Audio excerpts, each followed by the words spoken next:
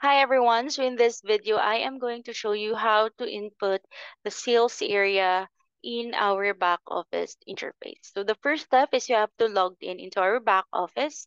The moment that you logged in here, you are going to tap the sales side or the sales module in our back office. The next at the bottom part, you will see sales areas here. You're going to tap on that one and you can create your own sales area. So I have here my sample um, capital of the Philippines, Metro Manila. I can also add another provinces. I have Aklan and then add new. I have Mindanao if I want, add new, so on and so forth. So this is very, very useful if you wanted to filter your customer in a specific area.